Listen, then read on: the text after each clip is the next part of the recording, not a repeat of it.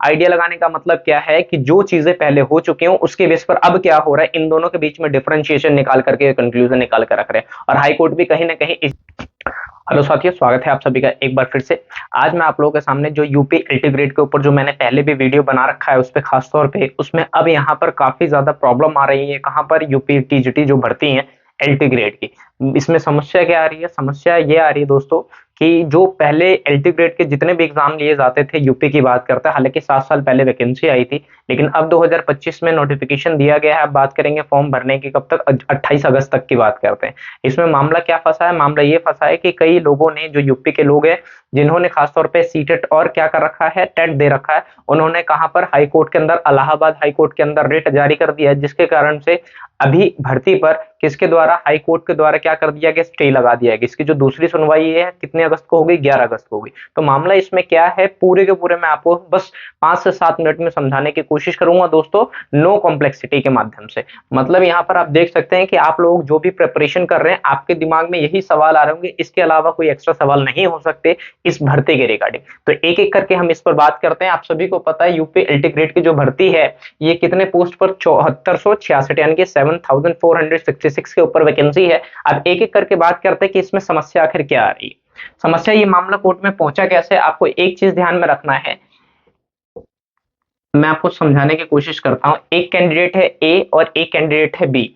अब ए वाले ने क्या कर रखा है, सीटेट क्वालिफाई है ये भी, और ये टेट क्वालिफाई है। लेकिन जो बी वाला है इस भर्ती के लिए खास तौर पे बीएड कर रखा है उसने, और अब बात करते हो ग्रेजुएशन कर रखा है।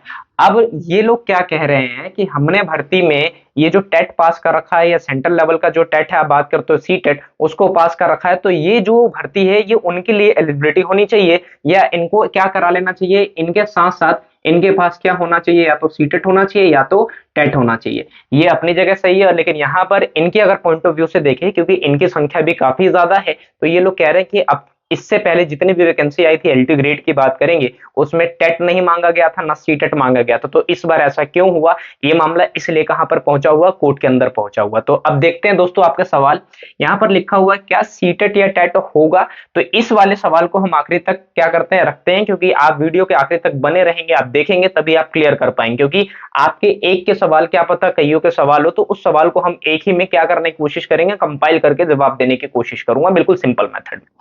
यहाँ पर एग्जाम कब होगा? यहाँ पर यूपी गवर्नमेंट की तरफ से कह दिया गया था कि जो एग्जाम होंगे ये कब ले लिए जाएंगे आप लोगों के एल्टी ग्रेड के, नवंबर या दिसंबर।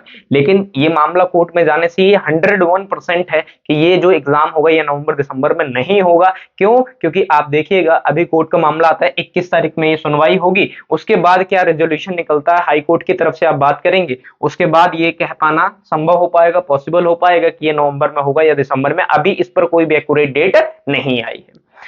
बात करते हैं इलाहाबाद हाई कोर्ट, मामला क्या है? मैंने आपको यही बताया कि जिन्होंने सीटेट और क्या कर रखा है, टेट दे रखा है, उनके माध्यम से रिट जारी कर दिया गया। रिट कहां पर लगा दिया गया? बात करते हैं हाई कोर्ट के अंदर। कहां पर? यहाँ पर इलाहाबाद की बात करते हैं। और ये रिट इनका जारी करने का मेन मोटो क्या है कि ये लोग चाह रहे हैं कि जो ये बीएड वाले और सिर्फ ग्रेजुएशन बेस पर जिन्होंने फॉर्म को भरा है, एप्लीकेशन फॉर्म को भरा है, इनके पास भी क्या होना चाहिए, सीटेट और टेट की बात करते हैं। अब इस चीज को लेकर के जो सीटेट जिन्होंने नहीं किया, टेट नहीं किया, वो काफी ज्यादा क्या है, परेशान है। तो उनको परेशान होने की जरूरत नहीं है। जो ये वैकेंसी है इसके आखिरी में जो पीछे लास्ट टाइम में जो एग्जाम लिए गए थे उसी के बेस पर यहाँ पर क्या करेगी, जो इलाहाबाद हाई कोर्ट है वो फैसला सुनाएगी। ये लगभग 99.9% हो सकता है, बाकी 1% ना आपको पता है ना हमें पता है। वो पीछे वाले कैटेगरी में आप देखेंगे तो पूरा का पूरा यही शेड्यूल था।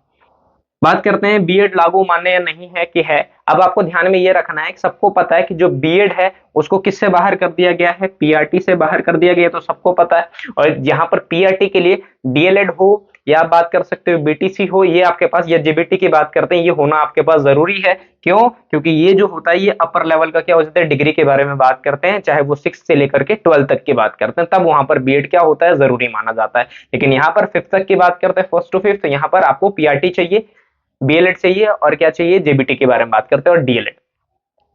2025 से पहले जो अहर्ता थी, मतलब कि एलिजिबिलिटी ऑफ एलिजिबिलिटी टीचर्स की बात करते हैं बिफोर 2025, तो क्या क्या क्राइटेरिया था?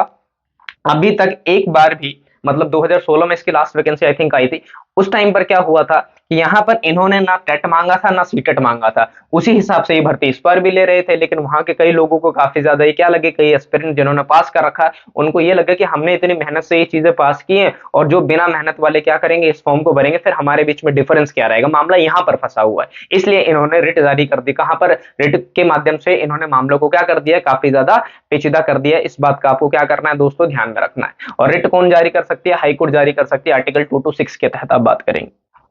यहां पर जो फर्स्ट टू एट तक की बात करते हैं, अब यहां पर देखिएगा दोस्तों, दो चीज है।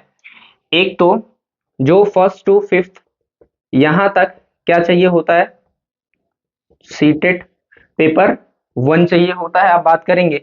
लेकिन जैसे ये 6 टू 8 तक की बात करते हैं, इसके साथ साथ क्या चाहिए होता है, बीएड प्लस सीटेट पेपर 2 की बात करते हैं। और टेट या तो आपके पास होना जरूरी है, डिपेंड करता है कि हर एक स्टेट क्या करती है, एक अपना टेट लेती है। जैसे बिहार में बी टेट होता है, जो यूपी में आप बात करते हैं यूपी टेट की बात करते हैं, और जो सुपर टेट की वैकेंसी आती है वो तो फाइनलाइज होता है। इस बात का आपको ध्यान रखना। हरियाणा का एस्टेट लेती है। और ये जो सेंट्रल लेवल पर जो एग्जाम लिया जाता है टेट वाला, उसको क्या बोलते हैं, सीटेट बोलते हैं। इसका फुल फॉर्म ही होता है सेंट्रल टीचर एलिजिबिलिटी टेस्ट की बात करते हैं कि वो शिक्षक जो किसी भी भर्ती के लिए क्या है एलिजिबल, अगर इसको आप पास कर लेते हैं। तो यहाँ पर आप देख ही सकते हैं दोस्तों, ये जो एलटी ग्रेड की भर्ती है ये खासतौर पे किस क्लास तक की होती है, कौन सा स्टैंडर्ड होता है इसमें, 9 to 10 तक की बात करते हैं। वैसे जैसे बिहार में स्टेट पेपर 1 होता है, स्टेट पेपर 2 होता है। स्टेट पेपर 1 9 to 10 के लिए होता है, स्टेट जो पेपर 2 होता है वो 11 एंड 12 के लिए होता है। तो यहाँ पर ये सब चीजें आपको ध्यान में रखना है। जो भी आप लोगों का डाउट होगा, आप लोग कमेंट सेक्शन में क्या कर सकते हैं, डाउट कर कमेंट कर सकते हैं।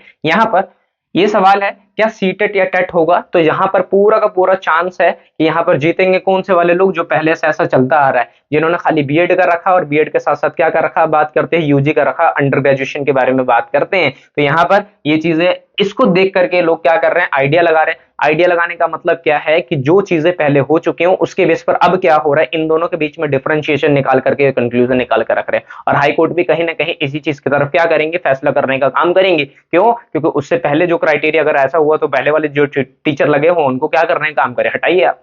तो दोस्तों अगर वीडियो अच्छी लगे, इन्फॉर्मेटिव लगे तो